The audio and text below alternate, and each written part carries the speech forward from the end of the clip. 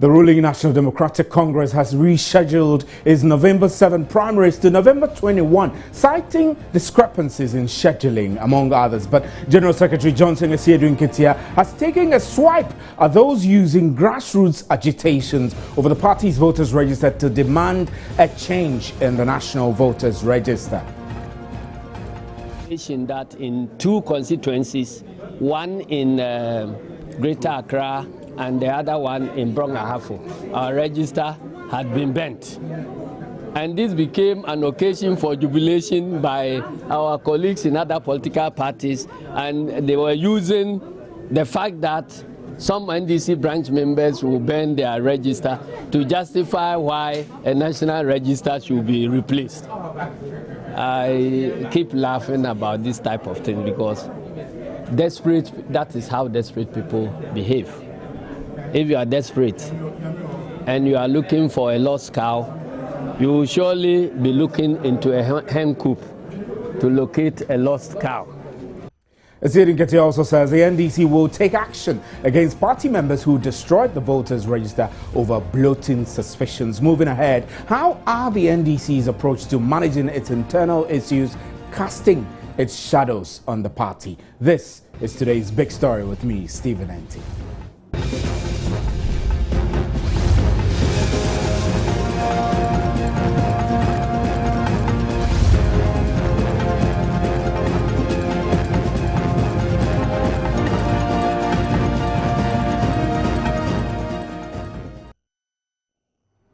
Today, the ruling National Democratic Congress finally confirmed rumors of the rescheduling of its primaries from November 7 to November 21. Although there have been several rumors as to the exact reason for the postponement, General Secretary Johnson Esiedun-Ketia has been giving the actual reasons for that. Today's meeting has been a very short meeting, but very, very important. It has to do with assessing where we are with our preparations towards the internal party election, that is the NDC presidential and parliamentary primaries. It is our practice that once we establish our timetables, the Secretariat is given the mandate to implement the activities up to the voting day. And it is always very important that a National Executive Committee meeting is held a week within the last week to the election.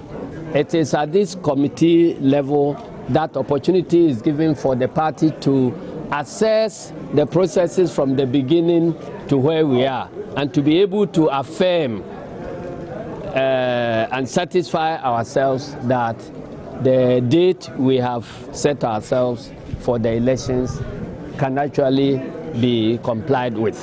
So that is the purpose of today's meeting. Having gone through the deliberations, we came to a conclusion that the elections would be postponed from 7th September to 21st, 7th November to 21st of November. We have come to this conclusion because our timetable appeared a little more ambitious than it has, we anticipated. So, in implementing the timetable, we came to some difficulties which required that the timetable should be adjusted. For instance, we adjusted the timetable by about 1 week to cater for the extension of the nomination period in Ashanti region, for instance. And again, we had to adjust the timetable for some additional days, about 4 or 5 days, to take care of during the vetting because of some difficulties. Now, after that, we realized that where we stand now, we are almost through with all our vetting and matters arising out of the vetting. We are left, the register is on the field for exhibition, and we have taken reports about how that is going today. We are left with the printing of our ballots by the Electoral Commission, liaising with the national, security, the state security apparatus about their deployment on the voting day. Right now, on Friday, some members of the NDC in the Lejokuku constituency in the Greater Accra region destroyed the voters' register, which was supposed to have been used in next week's primaries. Constituency Secretary of the NDC, Isaac Atipo, told Joy News then that one of the candidates influenced the addition of foreign names to the register. But Johnson Esiedun-Ketia says those using these isolated incidents to call for a change in the national voters' register are just desperate. The fact that this exhibition process has been misunderstood by some of our people on the field, leading to various forms of actions by some of our branch executives. We had information that in 2 constituencies, one in Greater Accra and the other one in Brong-Ahafo, our register had been bent. And this became an occasion for jubilation by our colleagues in other political parties, and they were using the fact that some NDC branch members will burn their register to justify why a national register should be replaced. I keep laughing about this type of thing because that is how desperate people behave.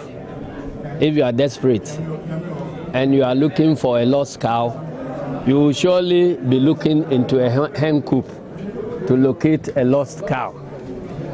Let me say that the fact that people in the various constituencies are able to point to inaccuracies and omissions in the provisional register gives us comfort that the exhibition process is proceeding as it is intended to proceed. Right, let's get onto the telephone lines now. George Lawson, who is a Deputy General Secretary of the NDC. Mr. Lawson, good evening, and we're grateful that you could join us. Good evening, Mr. Lawson. Good evening. Thank you very much for joining us. So I can hear you, please. I can hear. It's not audible. It's very faint. Right. So I'm saying good evening. If you can hear me, fine evening. Great. I'm grateful that you could join us. I'm saying that finally everyone knows that the NDC has rescheduled its primaries to November 21. Initially, there were rumors that this postponement was likely because of incidents happening within the party, which includes discrepancies in the voters' register, among others. But it doesn't look like the party is emphasizing much on these discrepancies as the key reasons for the postponement. Are there any other reasons for the postponement? That is the major reason why we're postponing. That's why the National Executive Committee unanimously decided to postpone it. It's the register is number one, the major factor that went into our postponing the primaries, the presidential and the parliamentary primaries. What exactly about the register? With Elizabeth said our register, the vision has unearthed so many things. There are some whose name did not appear; they were duly registered. And then some are also contesting that some names who are not members of our party, and their names are got onto the register, and so many things. So we'll need time to investigate and then come out so that we'll get a proper register before we go into the election. All right. So what is the direction going to be? Are you aiming at, for example, deleting some names out of the register, or perhaps in some instances creating an entirely new register? Deleting and adding. We are deleting and adding. If it's proven that some are not our members and their names have gotten onto our register, yes. Once it's proven, we'll delete those names. And then again, those who were duly registered but did not have their names on the register, yes, we'll have to make sure those. I guess we'll have to check the slips, the booklets, making sure they were properly registered. So once it's proven that they were properly registered, we'll have to make sure their names appear on the register. And then again, those it's also proven that they are no members of our party and have their names on our register. Those things must be expunged. Yeah, Mr. Lawson, but that's the thorny issue. How is it possible that your party will go through an internal party registration process and then you end up with, for example, volumes of people who are not party members? How did that happen? That is what we have to investigate. That is an allegation now, so we have to investigate. And we are human, so anything can happen. Right. Anything can happen. In human life, anything can happen. Once you are human, unless you are not human. So we would investigate and then get to the bottom of that matter and why those names are unregistered. Once it's proven that they are not our members and how they got to that, we need to investigate and find out so that that thing should not occur. But I'm sure you do have some leads. You can't just say that there are non-members in your register when really you don't have any information. Do you have leads? Are there indications that other non-party members? So I am not saying it, but the information reaching us from the constituencies, they are reporting to us. Right. So they must prove. Once it's proven, we'll have to. Because I am not, once I don't belong to that branch, I don't belong to that constituency. Mine is to investigate, and when it's proven that that person is not, then we would have to take the necessary steps. Right. Mr. Lawson, we're grateful for your time on today's Big Story. Thanks very much. Mr. George Lawson is Deputy General Secretary of the party. We have in our studio Kwachi Afre Nuyama, who has been following this beat. Kwachi, good evening. How are you, sir? Stephen. So finally, I mean, we had heard rumors that there was a possibility of postponement. Finally, it is here. Now, the NDC seem to be making less a case of the crucial issue of the voters register. Do you see this as a tactical plan to manage the uproar that might come as a result of speculations of that nature? Exactly, and I was very much surprised when in your interview with the Deputy General Secretary, George Lawson, when he mentioned emphatically that this issue of the register had to do with the latest postponement, because the General Secretary, Johnson Esiedun Ketia, the press briefing after the National Executive Committee meeting earlier today, was quite emphatic that the reasons that, accounting for this postponement do not include the discrepancies that they've had in some areas. What he mentions, among others, is that in the Ashanti region, for example, they had to, put on hold the vetting process. He also talks about the fact that there was a public holiday on 2 of the days when they had to do their vetting. But one other point that Mr. Johnson Esiedu Ketia made, and this was directly talking about one of the major issues that had come up when reports emerged that the party was considering postponing this parliamentary and presidential primary about the Hobechocho festival in the Volta region.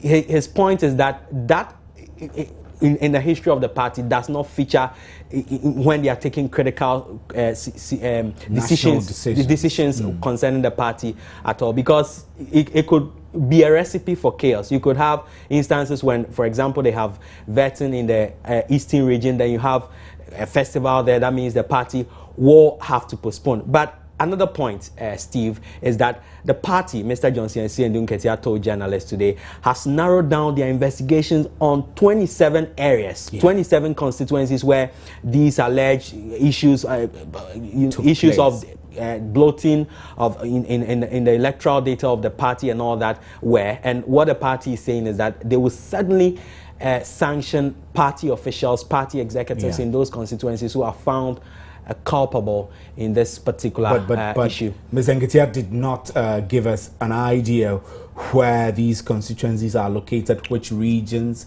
etc., so we could have a fair idea of whether, like the party is insisting, there could be some opposing elements that are infiltrating their ranks. Well, he made mention specifically of Lejikuku, and what the party says is doing. We've had vice chairman, national vice chairman, some of make the same point over the weekend, that they have set up a team. In fact, this team will be led by some of the national executives, but mainly you have constituency executives also taking charge to ensure that they investigate, get to the bottom of this matter and find out how this happened at all. But it is instructive to note that when this entire registration process began, many of those who are seeking to unseat the incumbent MPs raised concerns. Well, they will not raise it in formal interviews, but speaking to them in public interviews and press releases, like the MPP does. Certainly, and you in my interaction with some of them doing some of these parliamentary NDC primary diaries, you found a number of them making these complaints that the incumbent MPs, some of them they suspected had taken charge, had sabotaged the process, putting names of their own people who they believe will vote for them on the D-Day, and so it's not surprising that all this got to this point where you had some of the party executives, sympathizers burning the register and things like that. So in the event that they discover who are behind these things and whether there are, for example, evidence to suggest indeed that some members brought in their own people to help shore up their numbers, were there specific actions that the party said they will take, you know, if people are found culpable? Well, party executives, and this is clearly based on the constitution of the NDC, party executives who are found culpable face dismissal from the party, face suspension for a certain period. And again, the General Secretary, the man many call General Mosquito, made this point very clear, that any executive who is found culpable, especially because they are supposed to be in positions of responsibility, if they go down that level to do this to favor any particular candidate, they will certainly face the law. They wouldn't go scot-free. Right, Afra, we're grateful for your time on today's Big Story. So you're watching today's Big Story, and earlier we were hearing from Johnson Esiedu Nketia. We will try to continue his the interview he granted journalists later on in the show, but we'll also be speaking to a political science lecturer at the University of Ghana to get some insight into these issues. Let's first continue with Johnson Esiedu Nketia. In fact, in every voter registration process, the validation period is for the provisional register to be returned to the localities where it was captured. And then the people in the locality will now be able to confirm that from the point they registered their name up to the point the provisional register was captured and returned. Has there been any mistakes? If so, then it could be corrected. If there are people who have died in the process, that is a process that is the means of identifying those. If there are people who have been captured whose names should not be on our register, that is the time those names are pinpointed so that they are deleted before a final register is produced. So we're excited that our people have shown vigilance, but because of lack of adequate information, some people vented their frustration about the fact that there were inaccuracies in the register. So instead of pinpointing the problem so that they can be solved, they decided to burn the register. It has not affected the process at all. We have since sent teams to educate them about the importance of exhibition, and we have printed another fresh registers and sent them.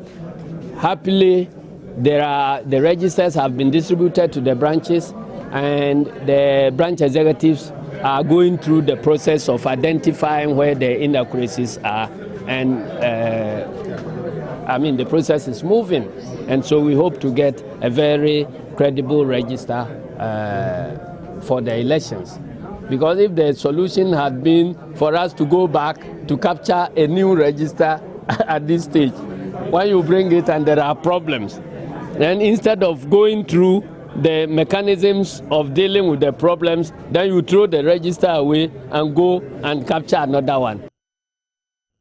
Right, just as you're doing Ketia there, very interesting comments there. Let's get on to the telephone lines. Dr. Evans Agri-Darko is a political science lecturer at the University of Ghana. He's joining us now. Doc, good evening, sir.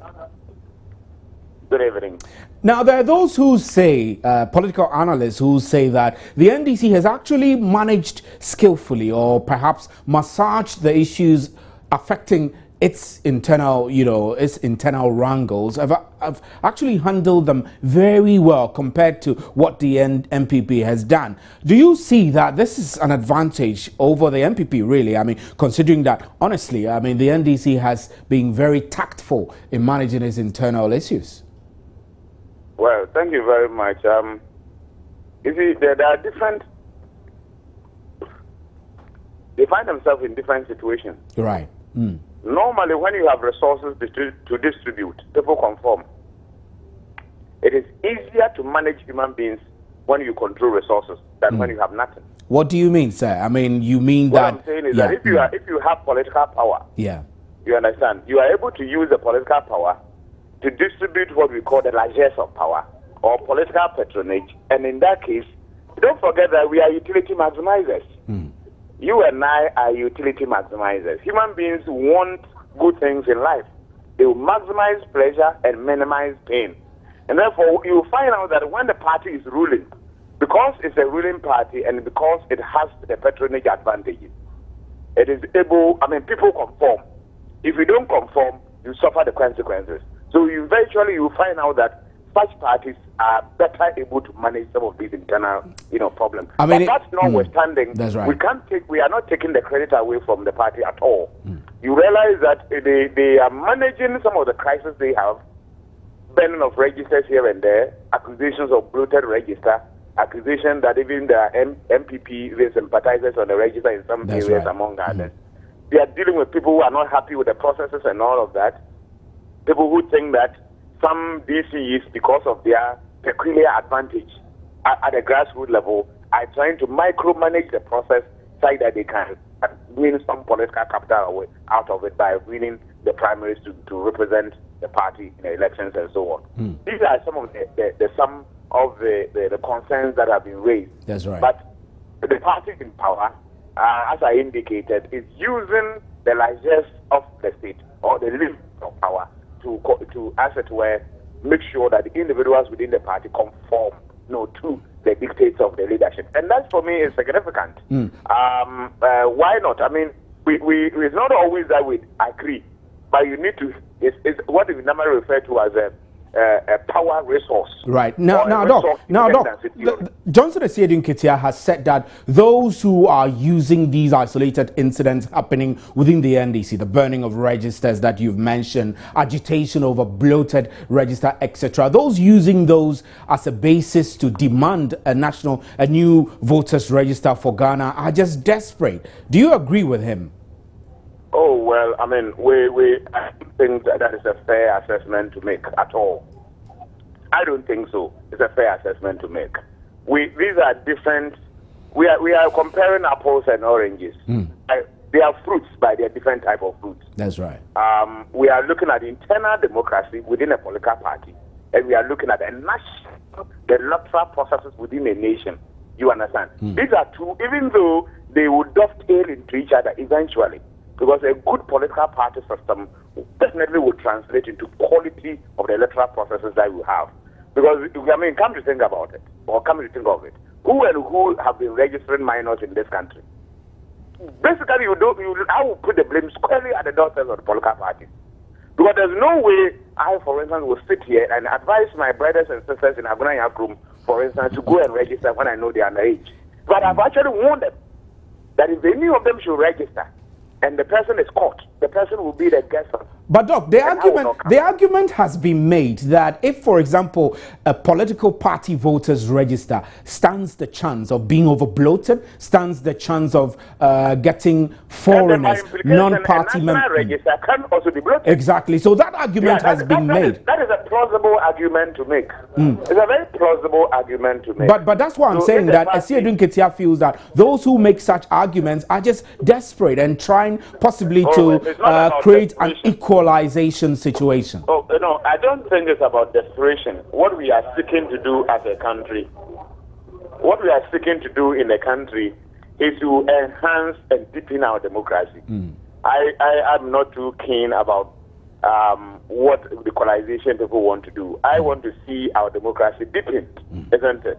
I want to see the electoral, landscape or electoral, playing field being leveled, so that when I go and vote and even go and sleep, my vote will still count, and that the wish of the people will still reflect in the outcome of the election. Right. That is the wish of any serious political scientist. That even the nation will be well governed, and that is my wish as well.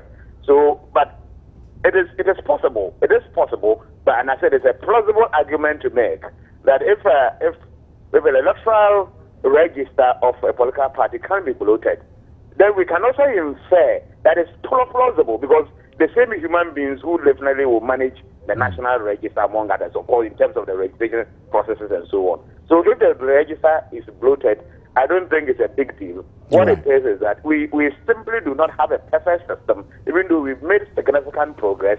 And therefore, over the years, if you listen to some of the political parties' positions, among others, over the years, what we've been doing as a country is that after every election, we take steps to reform the electoral processes, and so the register here and there. And so if people are calling for reform of some sort, I don't think it's an aberration of the system. Now, it's something that we are used to. So in any case, let me just make this one point. Yeah.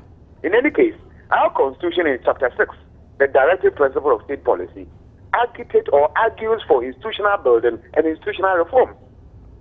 So these are things that are in the Constitution. So if people are calling for reforms, we should not rubbish them as though these are rabble-rousers. Look at the merit of the case. See whether indeed there's a problem with the register as we have. We clean it and we move on. And we will continue to undertake reforms as system keep changing, as human beings become more sophisticated and want to find ways around them to undermine the processes. Human beings will always do that.